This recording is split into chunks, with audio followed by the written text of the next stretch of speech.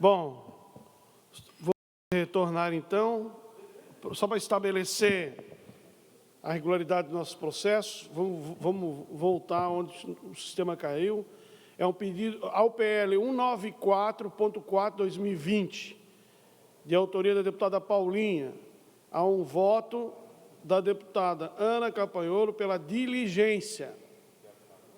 PL 194.4. Senhores deputados que estavam sem sinal, eu não sei se os senhores conseguiram ouvir a nossa justificativa, mas nós estamos diligenciando a Casa Civil, a Secretaria da Fazenda e a Procuradoria-Geral por causa de uma lei do nosso Estado, 6695, de 29 de novembro de 1985, que no seu artigo 2º diz que o imóvel será revertido ao patrimônio do Estado caso haja dissolução de entidade ou modificação de sua finalidade. E nós ficamos na dúvida se isso não viria a complicar aqui a proposta da deputada Paulinha, e por isso estamos pedindo diligência. Esse é o meu voto vista. Não é um voto não é um voto divergente ainda pela inadmissibilidade, é apenas um pedido de diligência, senhores. Em discussão, não havendo quem queira discutir, em votação, aprovado.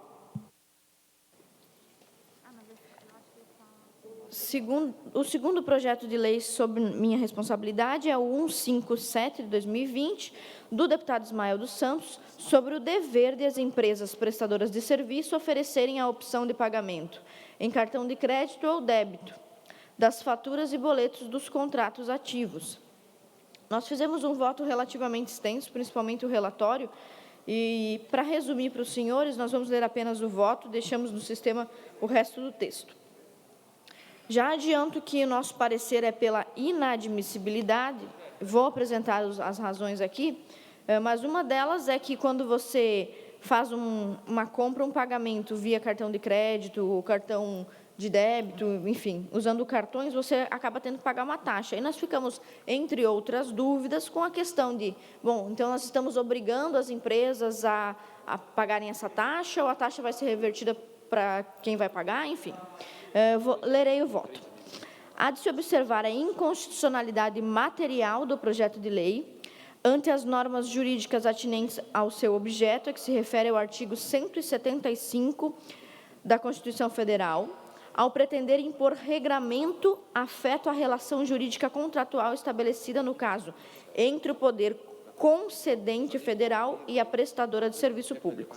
Nesse sentido, restam direta e indiretamente impactadas, dentre as leis de abrangência nacional, a Lei número 8.987, de 1995, que dispõe sobre concessão e permissão de prestação de serviços. Também afeta a Lei 9.074, de 1995, sobre normas de prorrogação de concessões e permissões do serviço público. E, por último, afeta também a Lei 8.666, de 1993, Lei das Licitações e Contratos da Administração Pública. Antes mesmo de apontada a inconstitucionalidade material, sobressai a sua inconstitucionalidade formal orgânica da matéria, em face da competência administrativa da União, da sua privativa competência legislativa, todos da Constituição Federal, sobre o assunto versado nesta proposição legislativa em tela. Pontua-se, embora o cartão de crédito seja utilizado para aquisição de produtos e serviços, a sua natureza jurídica advém de um negócio jurídico contratual, que importa a outorga de crédito em que o emissor obtém lucro, seja na forma de juros sobre o financiamento concedido ao titular ou na forma de percentual do fornecedor. Enfim, falamos aqui sobre as taxas que naturalmente se cobram quando se usa um cartão de crédito, principalmente se parcelado. Nesse passo, sem adentrar nos conceitos de cada figura envolvida nessa espécie de negócios, é certo que, entre outros aspectos, o uso do cartão de crédito se estabelece a partir de um critério econômico, que nem todos têm acesso. 2, o exercício da atividade é voltado à obtenção de lucro, tanto que é remunerado pelo fornecedor titular ou ambos. 3, a finalidade do Estado na prestação de serviço não envolve atividade econômica. 4, os contratos firmados entre a administração e concessionárias ou permissionárias de serviço estão submetidos às regras do direito público, o que significa dizer que prevalece a supremacia do interesse público e não o interesse lucrativo. Quinto, a prestação de qualquer serviço público baseia-se fundamentalmente nos expressos do artigo 37 da Constituição Federal, ou seja, impessoalidade. Sendo assim, parece-me incompatível a utilização de cartão de crédito para pagamento de serviço público, porque, em tese, o Estado deveria arcar com o encargo do pagamento do serviço prestado pelo administrador de cartões, sobretudo para não impactar a modicidade do preço do serviço público concedido, haja vista que o serviço do meio de pagamento adotado haverá de compor a planilha de custos da concessionária, impactando a tarifa pública suportada pelos seus usuários. Ou seja, resumidamente, senhor, se vai ficar a cargo do Estado pagar as taxas, nós estamos gerando uma despesa, impondo aqui uma despesa ao Estado. Se vai ficar ao cargo do consumidor, ele vai ter que pagar a taxa vai subir, né? Já são bastante altas as contribuições que o cidadão tem que fazer. Sob esse viés, portanto, parece-me que o uso de cartão de crédito para pagar faturas do serviço público não atende os interesses da coletividade. E ressalto também que não foram considerados os aspectos atinentes à prestação de serviço de saúde e educação, que também podem ser afetados se esse projeto de lei for aprovado. Então, por essas e outras razões, nós votamos pela inadmissibilidade do projeto de lei número 157.0 de 2020, do deputado Ismael dos Santos. Então, em discussão, o voto da deputada Ana Campagnolo, ao PL 157.0, deputaria do deputado Ismael dos Santos. O voto é pela rejeição. Eu peço vistas em gabinete, senhor presidente. Vistas em gabinete ao deputado Kennedy Nunes. Com a palavra o deputado Vampiro. Não, desculpa, agora já pegou vista, senhor presidente. Obrigado. Pode seguir, deputado. O último projeto que está sob minha responsabilidade, senhores, é o 191.1 de 2020, do deputado Paulo Essel. Já adianto aos senhores que nós faremos um parecer pela admissibilidade, para ficar mais fácil na hora em que estivermos explicando aos senhores. Bom, o projeto do deputado Paulo Essel, resumidamente, dispõe sobre a obrigação de exibir, no final das sessões de cinema, um informe publicitário para advertência contra pedofilia, abuso e exploração sexual de crianças e adolescentes. Muito meritório o projeto do deputado Paulo Essel, assunto pertinente e muito atual. Nosso voto é pela admissibilidade e nós analisamos, entre outros aspectos, a configuração constitucional formal, percebendo que não há, portanto, um impedimento nesse âmbito. Além disso, a matéria não está elencada constitucionalmente entre aquelas que a competência seria necessariamente do governador do Estado. O projeto de lei também atende à previsão regulamentar normativa concedida ao Poder Legislativo pela Carta Política Estadual e também, por fim, no que tange aos pressupostos a serem observados por esse colegiado, vislumbro que a presente proposta está apta a tramitar. Já aviso aos senhores deputados que existe no nosso Estado a Lei número 17.506, de 12 de abril de 2018, que parece versar sobre o mesmo assunto. É uma lei do deputado Neudi Sareta, que foi aprovada em 2018, e no seu artigo 1º nós lemos o seguinte: as empresas que administram as salas de cinema, no âmbito do Estado de Santa Catarina, devem exibir, no espaço reservado à publicidade que antecede as exibições de filmes, campanhas de prevenção e educativas. Poderia-se argumentar, portanto, que esse projeto de lei é repetitivo ou inócuo, porque o projeto 17.506 de 2018 já versa sobre isso. No entanto, como nós lemos aqui no artigo 1º, é uma proposição mais abrangente, que diz que é preciso exibir campanhas de prevenção, mas não diz quais especificamente. E o projeto do deputado Paulo Essel é muito mais específico, dizendo que essas campanhas devem conter combate, prevenção à pedofilia, abuso e exploração sexual de crianças e adolescentes. Por essa razão, estamos apresentando um parecer pela admissibilidade, embora possa parecer que o projeto de lei é repetitivo. É isso, senhor presidente. Em discussão, voto da deputada Ana Campagnolo, ao PL 191.1, 2020, de autoria do deputado Paulo Roberto Essel. O voto é pela regular tramitação da matéria. Em discussão, não havendo que queira discutir, em votação, aprovado. É isso, deputado? Concluí, senhor presidente. Obrigada. Senhores deputados, comunico a chegada à mesa do ofício 021 de 2020, de autoria do deputado Romildo Titon, comunicando a substituição nesse ato pelo deputado Gerry Comper. Seja bem-vindo, deputado. Com a palavra, o deputado Fabiano da Luz. Senhor presidente, senhores deputados, deputada Ana, todos que nos acompanham, eu tenho 2 projetos aqui para relatar. O primeiro deles é o projeto de lei 0251.7 de 2020, de autoria da deputada Luciane Carminati. Trata-se de projeto de lei por escopo que estabelece critérios e condições para a destinação de computadores, tablets, celulares e demais dispositivos de informática apreendidos no estado de Santa Catarina. Segundo a proponente, aprovado o presente projeto de lei, os materiais e equipamentos de informática apreendidos pelos órgãos de segurança público e geral serão destinados, primeiro, às escolas públicas do Estado, que muitas vezes contam apenas com equipamentos ultrapassados, escassos ou não possuem equipamentos de informática. Assevera ainda que, neste momento, a falta de acesso a equipamentos de informática reforça a exclusão social, demonstrando quão importante se revela termos escolas bem equipadas tecnologicamente.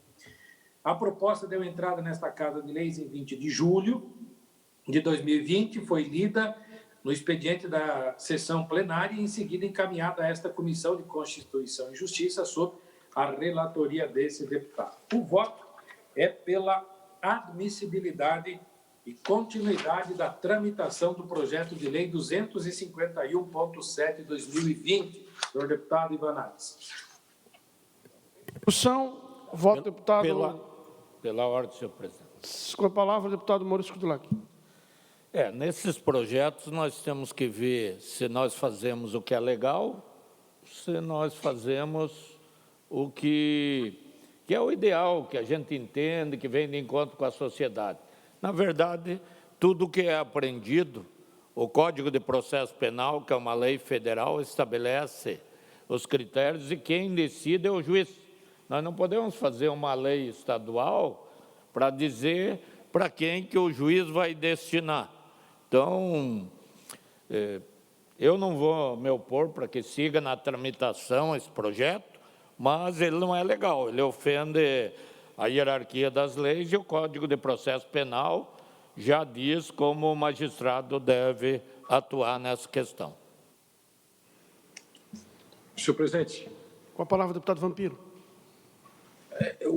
O deputado Maurício Kudulak, ele tem efetivamente realmente bastante propriedade no que fala, né?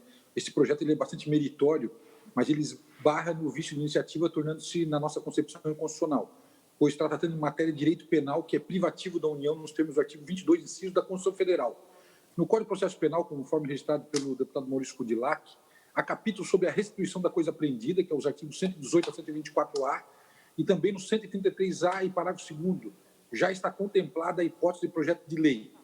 Então, o artigo 133A diz o seguinte: o juiz poderá autorizar, constatado pelo interesse público, a utilização de bem sequestrado, apreendido ou sujeito a qualquer medida seguratória pelos órgãos de segurança pública previstos no artigo 144 da Constituição Federal, do sistema prisional, do sistema socioeducativo, da Força Nacional e Segurança Pública e do Instituto Geral de Perícias para o desempenho de suas atividades. Parágrafo 2º.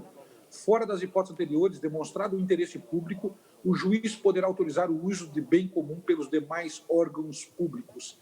Então, efetivamente, isso já está totalmente definido através de lei federal. Por isso, na nossa concepção, ele é muito meritório, mas inconstitucional. Obrigado, senhor presidente. Consulto Vossa Excelência, apresenta um voto divergente. Deputado Vampiro.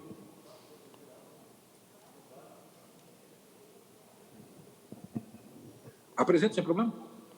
É porque nós temos uma intervenção do deputado Maurício Kudulak sem voto, né? Então, nós temos que deliberar sobre o voto do deputado Fabiano, que é pela admissibilidade da matéria. Em discussão? Em votação, os contrários se manifestem. Eu voto com o relator. Em casa, então, nós temos, só para a contagem, deputado Joamin.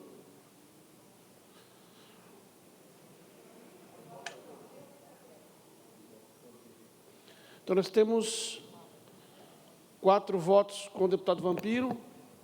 É isso? 5 votos com dele. Então, aprovado, rejeitado o voto do deputado Fabiano da Luz e aprovado o voto do deputado Vampiro, que era pelo arquivamento da matéria, que deve entregar à comissão o voto por escrito, deputado Vampiro. Palavra, deputado Fabiano. Eu tenho ainda aqui, senhor presidente e deputados, um parecer à proposta de emenda à Constituição do Estado de Santa Catarina, número 003.1/2020, que altera a Constituição do Estado para instituir a Polícia Penal no Estado de Santa Catarina, de autoria do Governo do Estado. No seu artigo 1º, 105 da Constituição, passa a vigorar com a seguinte redação, inciso 5º, a Polícia Penal.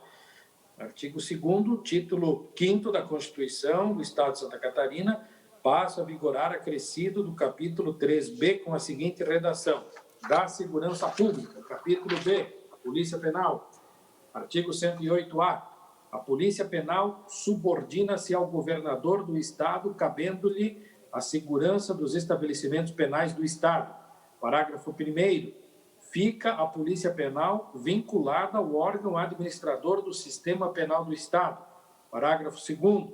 A lei disporá sobre o ingresso, as garantias, a remuneração, a organização e a estruturação da carreira da Polícia Penal. Artigo 3º. O cargo de provimento efetivo de agente penitenciário de que trata a Lei Complementar 675, de 3 de junho de 2016, fica transformado no cargo de Polícia Penal, nos termos do artigo 4º da Emenda à Constituição da República, número 104, de 4 de dezembro de 2019. Parágrafo único.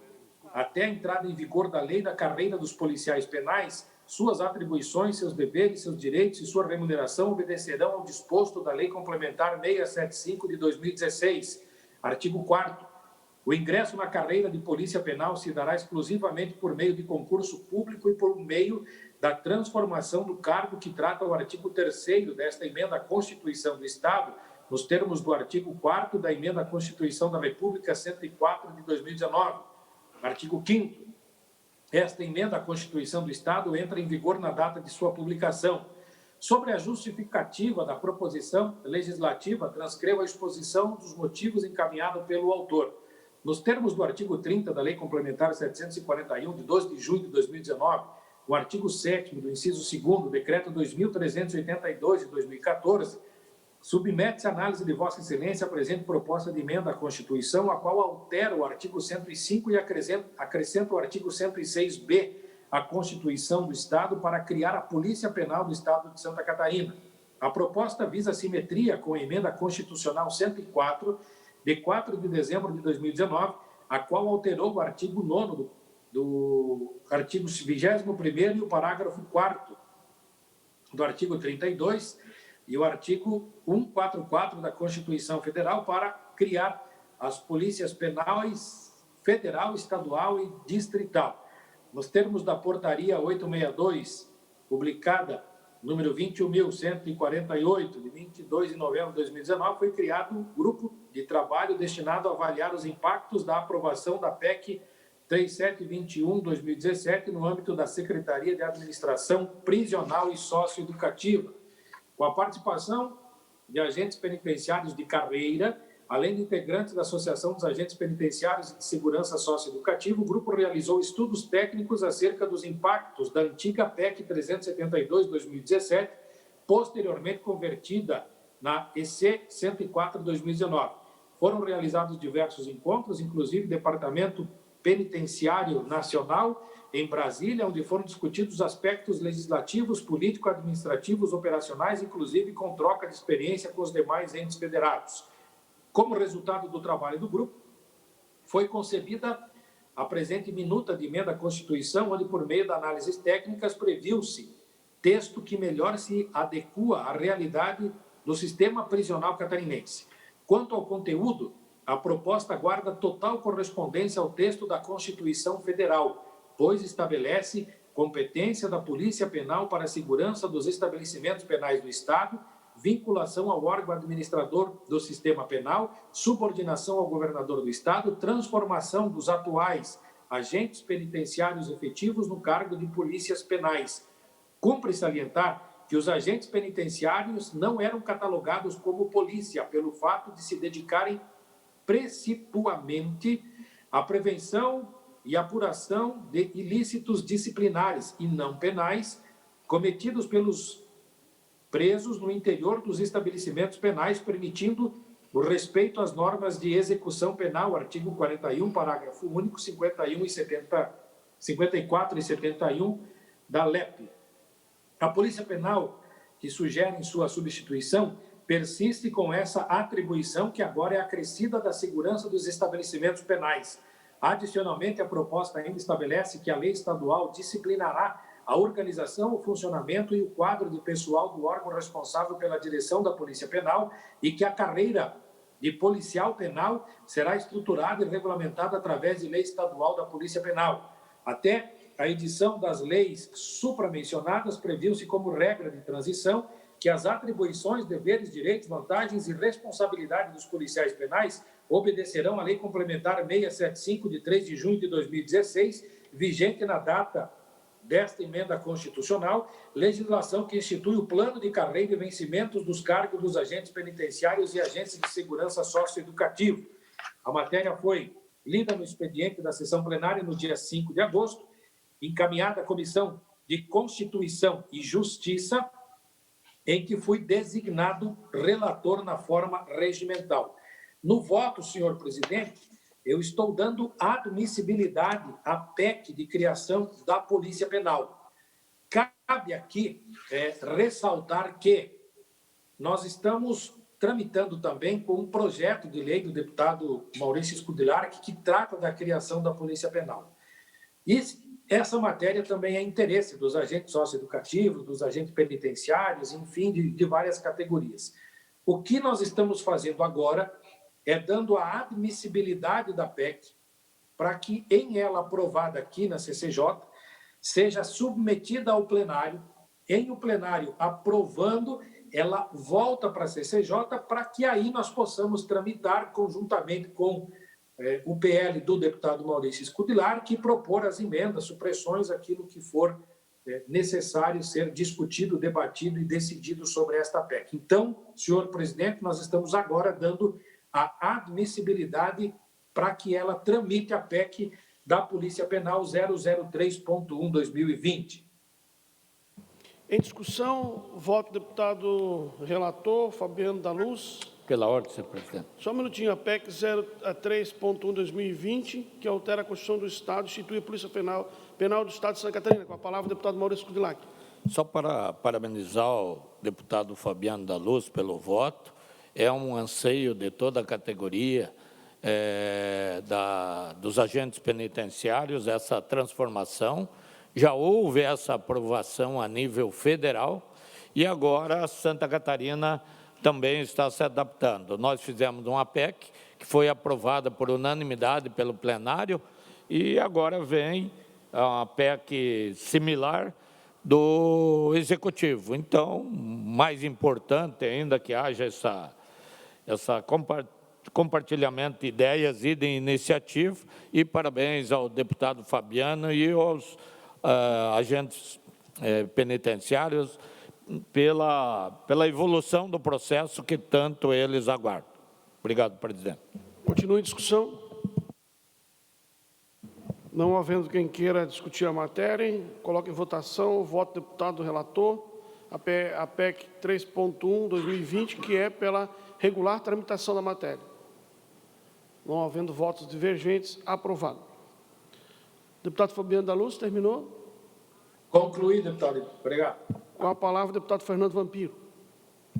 Bom dia, senhor presidente. Bom dia, demais integrantes. Bom dia, deputado Gerri, deputada Ana Campanholo.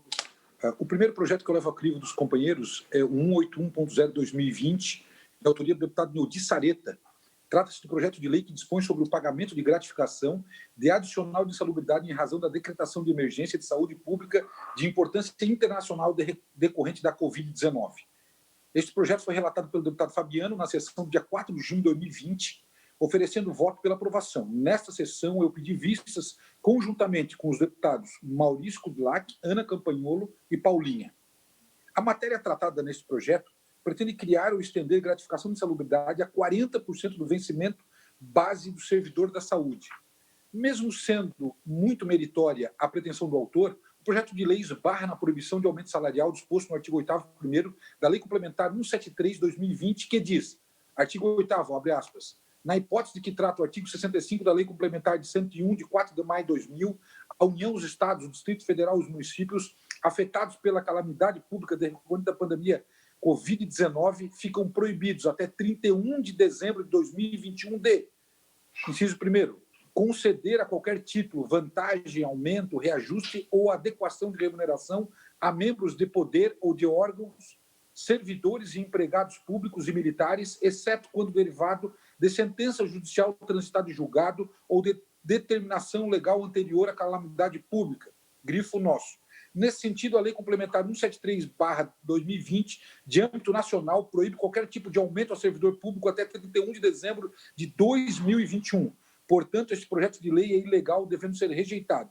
Do exposto no âmbito desta comissão, voto pela rejeição e arquivamento do projeto de lei 181.0/2020, devendo seguir seus trâmites regimentais, senhor presidente. Senhor deputado Fernando Vampiro, considerando a regra estabelecida pelo nosso presidente Titon, de que não coloquemos em discussão PL, cuja vistas também é concedido por deputado ausente, eu consulto os senhores deputados no sentido da gente registrar o voto do deputado Fernando Vampiro, que é pela rejeição da matéria. Todavia, suspendemos a tramitação daqui para frente, face à ausência da deputada Paulinha, que tem vistas do projeto. Todos de acordo? Então, PL, a tramitação suspensa, com o voto do relator Fernando Vampiro, que é pelo arquivamento, até que a deputada Paulinha seja presente na sessão da CCJ. Pode seguir, deputado Fernando. Parecer ao projeto de lei 421.7/2019, autor, deputado Sargento Lima.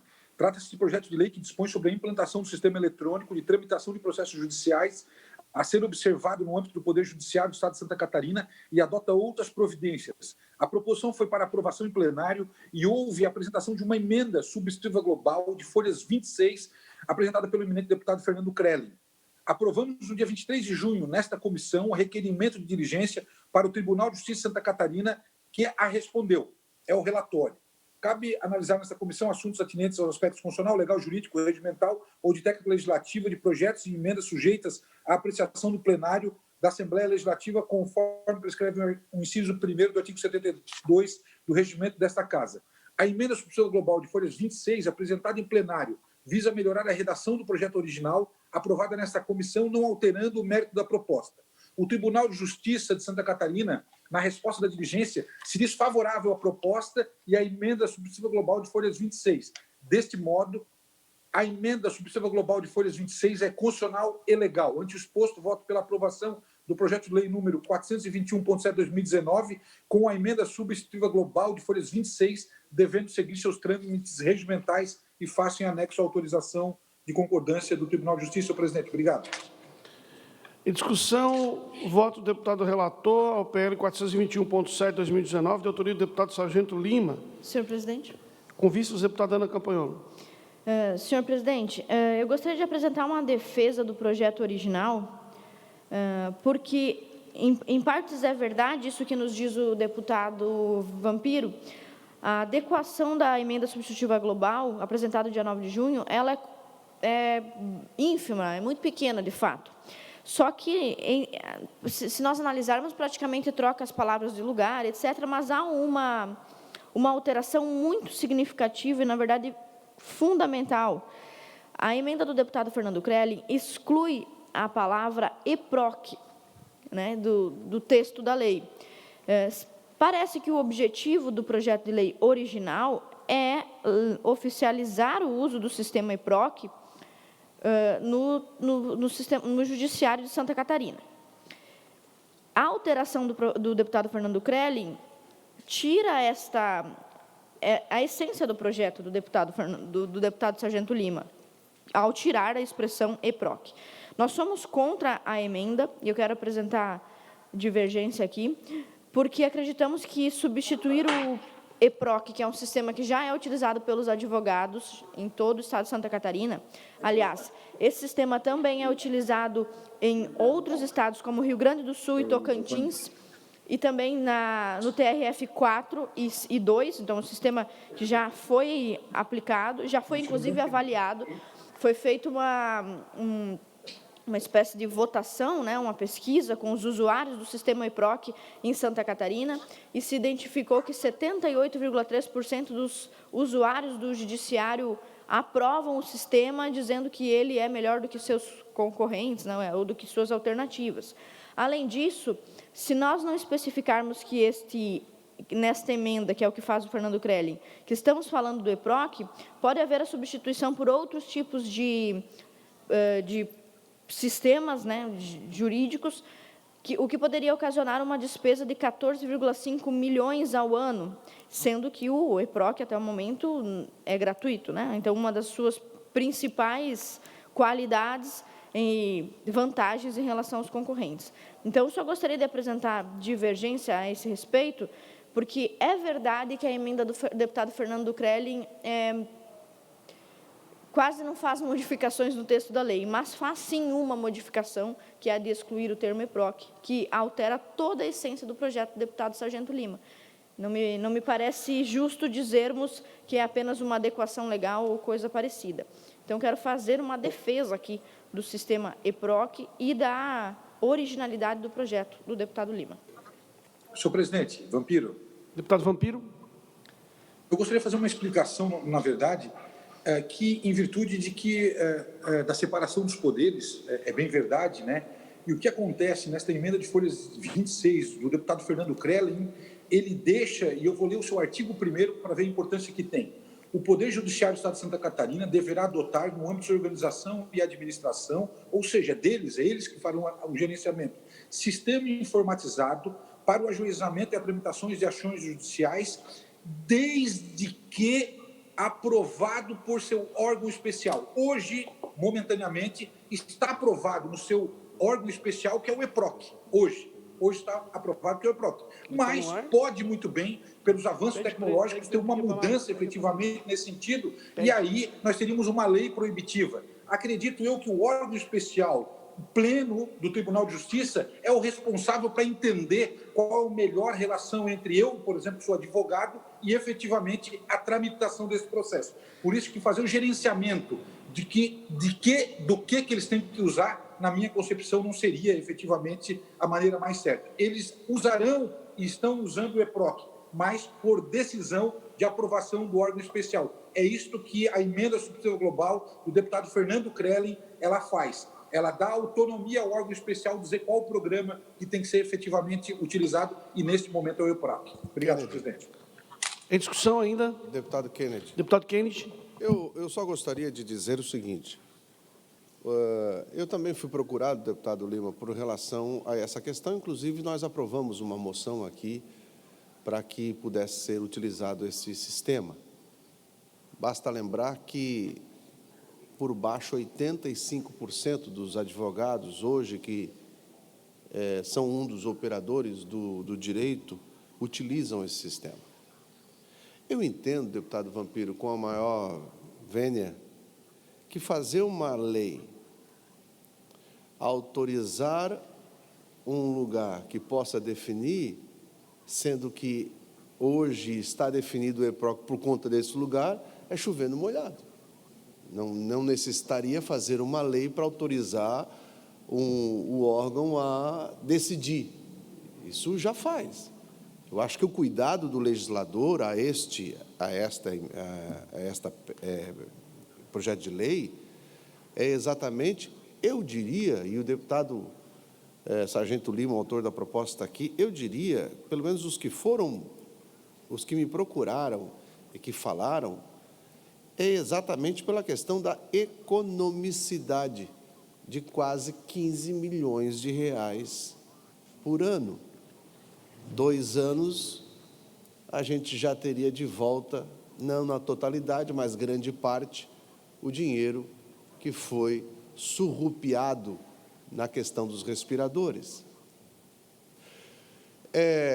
Eu não vejo intromissão deste parlamento nessa questão, até porque a nossa visão é pela economia.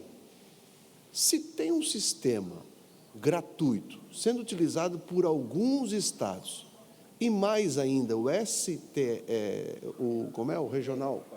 TRF4, que é a segunda instância nossa regional, utiliza o mesmo sistema, por que que nós vamos estar aqui mudando a essência do projeto, que era para ficar nesse, e daí coloca a possibilidade de jogar a uma Câmara Superior a decisão daquilo que a Câmara já está fazendo.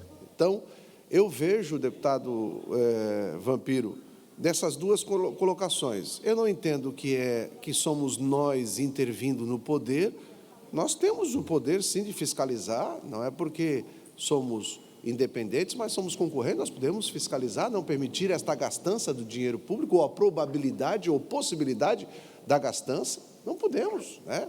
Assim como também nós vemos a possibilidade que é um sistema utilizado por outros estados. Então, eu fico com o relatório da deputada Ana Campagnolo. Continue a discussão. Pela ordem, senhor presidente. Deputado Scudilacci. Eu entendo que nós não podemos dizer aqui que equipamento lá de cirurgia o hospital vai utilizar. Eu acho que a saúde tem que definir qual é o melhor equipamento que vai utilizar.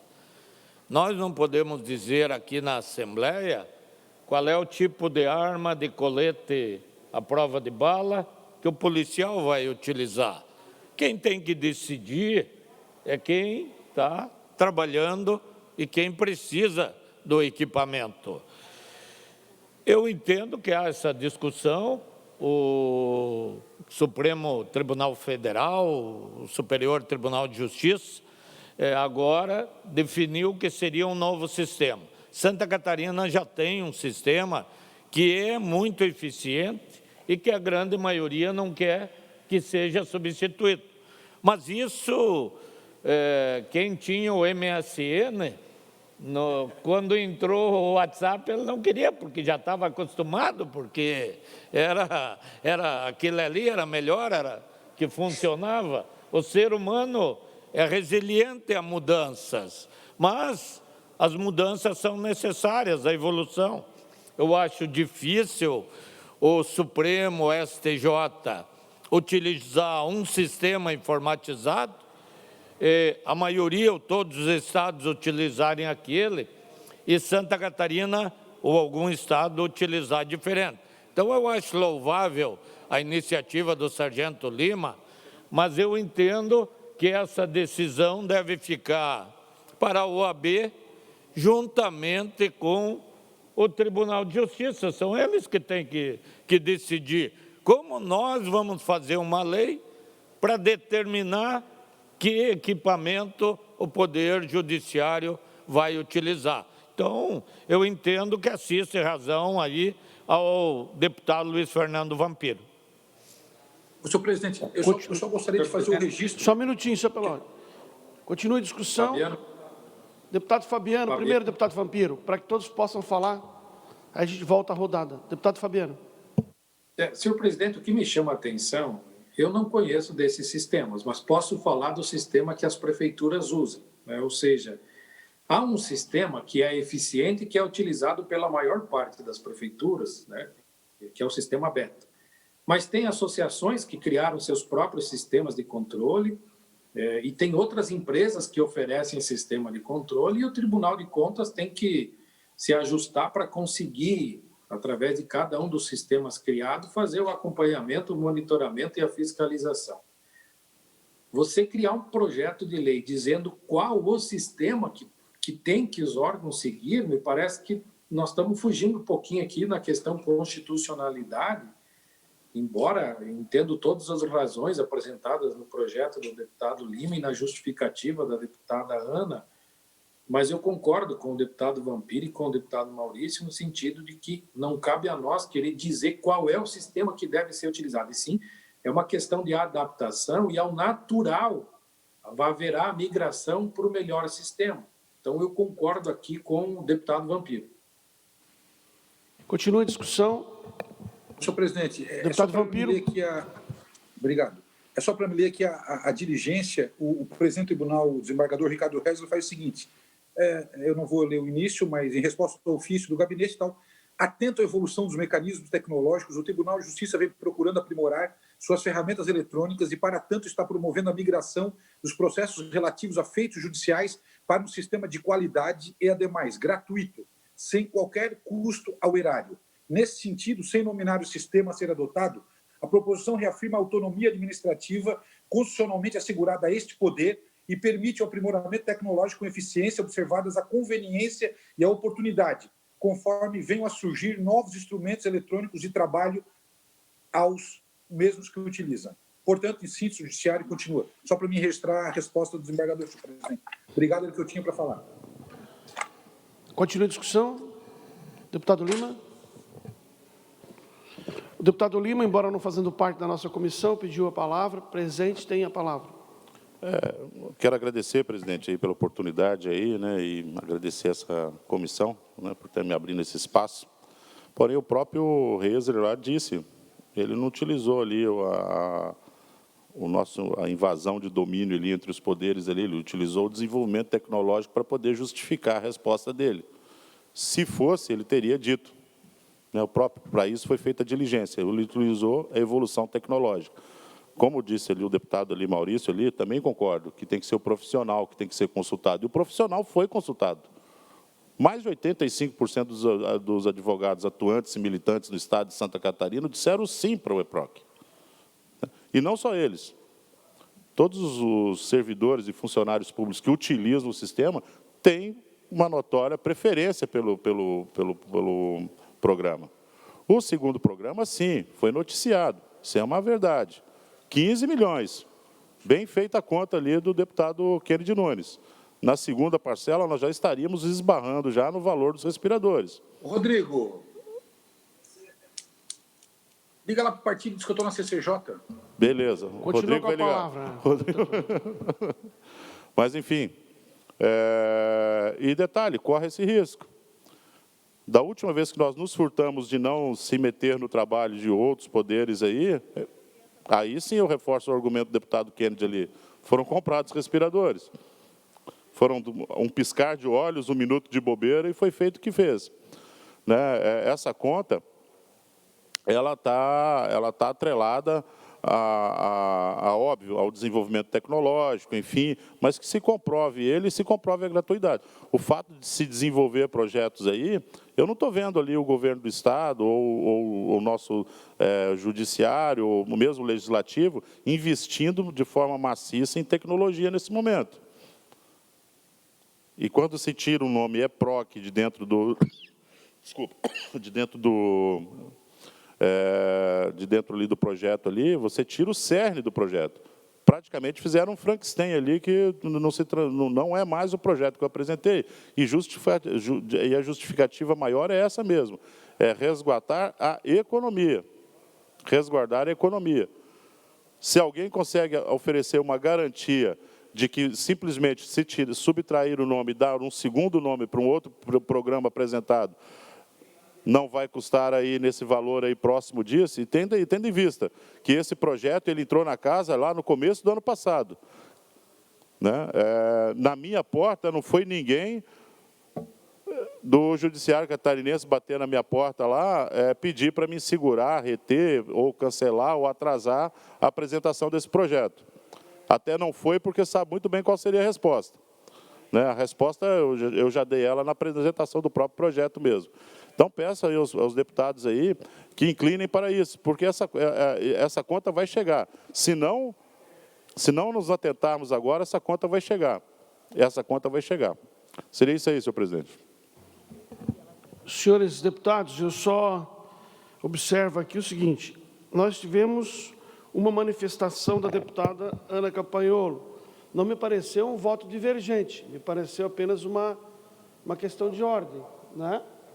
Eu consulto a deputada Ana Campanholo se faz um voto divergente. Sim. E, se pudesse, em resumo, anotar a divergência de Vossa Excelência. Se é pelo todo, pela emenda... Nós apresentaremos por escrito depois, mas nós queremos que o projeto se mantenha como no original, é pela rejeição da emenda e pela tramitação do projeto, que já passou pela CCJ nesse texto anteriormente. Aí foi para plenário, recebeu uma emenda em plenário, então seria novamente... Questão de ordem, senhor presidente. Eu consulto a assessoria se é possível fazer um voto divergente da emenda.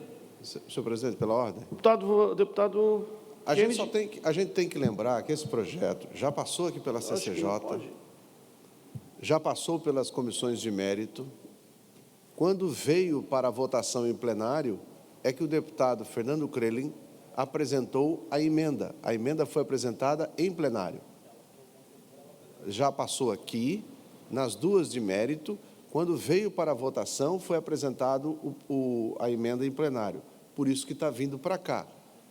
Então, a deputada Ana, basta simplesmente nós fazermos a votação do relatório do deputado Vampiro. Não, se por acaso o relatório do deputado Vampiro for rejeitado, o projeto já volta para o plenário, pode voltar para o plenário hoje, porque ele já passou em todas as outras. Eu entendo que, se aceitado o parecer do deputado Vampiro, ela deve sim voltar para o mérito, porque muda todo o projeto. Entendeu? Muda todo o projeto. Esse é o questionamento, senhor presidente. Porque a emenda foi de plenário, depois de passar já pela discussão dos méritos. Ela veio para cá. Nós estamos entendendo que a emenda muda todo o mérito do projeto. Então, portanto, acatada a sugestão e o relatório do deputado Vampiro, eu entendo que tinha que voltar para os dois méritos de novo, por conta que mudou toda a configuração da emenda. Não é possível só a gente aprovar e daqui ir para o plenário, porque não foi discutido o mérito. Nós estamos discutindo mérito aqui. Nós estamos discutindo mérito. Por conta... Exato, mas entramos no mérito por conta da emenda do deputado Crelin em plenário. Se a emenda do deputado Crelin em plenário não mudasse o mérito, aí não teria por que voltar. Mas eu entendo que com a emenda, ela está mudando o mérito. Até porque, presidente Ivan, Sim, deputado. já tramitou em todas as etapas o projeto, e estava como no original. E no dia em que ia ser votado, a emenda foi apresentada. Então, senhores deputados, se eu compreendi bem, e vamos decidir isso coletivamente sempre, nós vamos votar aqui o voto. Nós temos um voto do deputado Vampiro, que é por acatar a emenda. E nós temos um voto divergente da deputada Ana Campanholo, que é para rejeitar a emenda. Senhor Não presidente, vejo nenhum óbvio se a gente fazer essa votação nesse momento. senhor presidente, Com a palavra, deputado Maurício. posso pedir vistas? Sempre, deputado. Vistas em gabinete. Então só para... Deputada Ana Campanholo. Vamos falar com o Deputada Ana judiciário, Campanholo com a OAB. apresentou um voto em reunião Você ia perder? pela rejeição da emenda. Não, mas E já é vai devolução entregar- de vista, deputado Ivan. Não, Já é devolução de vista. está voltando para o plenário, deputado João. Se Vossa Excelência quiser Esse é o problema, senhor votar, eu vou presidente. permitir, senão Mas eu esse é vou o consultar problema, o senhor presidente. Judiciário e a Olha só, OAB para nós trazer uma solução aos deputados. Não é devolução de vista. Não é devolução de vista. Já foi feito as diligências. O que eu estou dizendo é que esse projeto só veio para cá porque a emenda do deputado Fernando Krelling foi dado no plenário, depois de discutir todo o processo. Só que, presidente, a emenda do deputado Fernando Krelling muda o mérito do projeto. E por isso que, se acatado for o voto do relator, eu defendo que, antes de ir para o plenário, ela volte a ser discutido o mérito. Mas, deputado Kennedy, se a emenda da deputada Ana for acatada, toda essa discussão fica prejudicada, porque o projeto volta sem nenhuma emenda.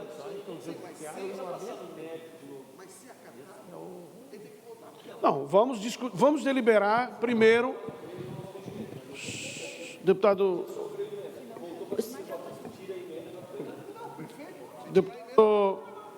João.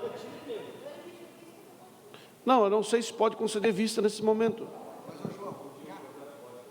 Pode, João?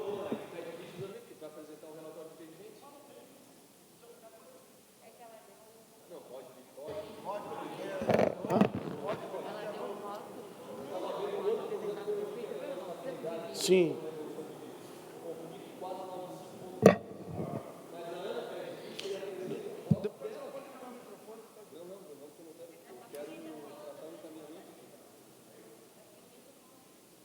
Deputado Vampiro, você não está ouvindo porque ninguém está falando.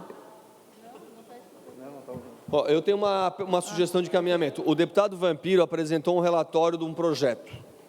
A deputada Ana provavelmente vai apresentar um voto divergente. O deputado Maurício pediu vista. A minha sugestão é a seguinte: a deputada Ana também pede vista. Na sessão seguinte, a semana que vem, provavelmente ela vai apresentar esse voto divergente dela por escrito. E, nesse meio tempo, o deputado Maurício acompanha ou o Vampiro ou a Ana. E me comprometo a devolver na semana que vem, inclusive, tá? A suspensa de sessão por ausência de sinal.